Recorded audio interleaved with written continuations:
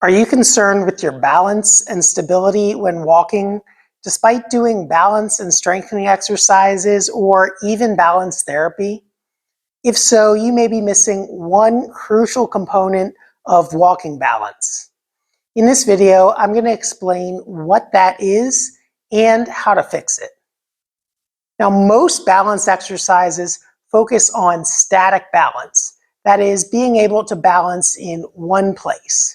Whether that's standing on one leg, which is a great exercise, or balancing on balance boards or weight shifting, it focuses on balancing in one place, where your feet are stationary and you're trying to keep your center of gravity over top of your base of support. And balance is defined as the ability to maintain your center of gravity inside of your base of support. But when you're walking, your center of gravity is constantly shifting and your base of support is constantly moving underneath of you.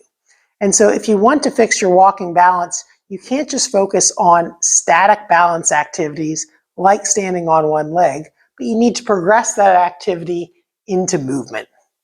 Now, one easy way to do that is to just slow down the task of walking, but to be very intentional about how you're shifting your weight and where your center of gravity is with each movement. And so here's how you do that. Start out by taking a step and then loading your weight gradually over your front foot.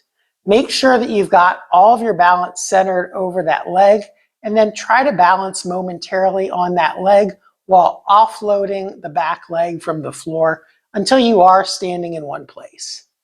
Now, when many people have balance problems, they take very short steps so that their center of gravity is always over top of their feet or always over top of their base of support.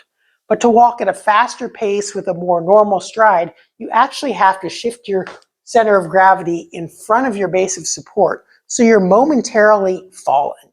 And walking is really nothing more than an act of controlled falling forwards over and over and over, and then catching yourself with a new base of support in front of you.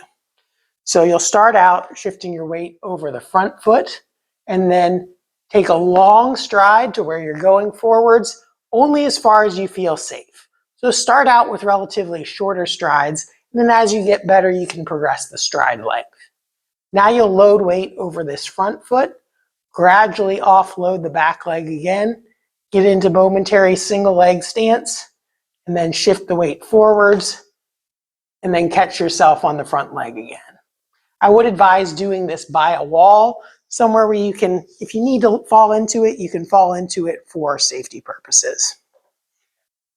So again, take a step forwards, push off the back leg, get your weight over the front leg, balance on one leg, shift your weight forwards, catch yourself on the front leg, balance over that leg, shift forward, catch yourself on the front leg again, shift forwards, and catch yourself on the front leg again.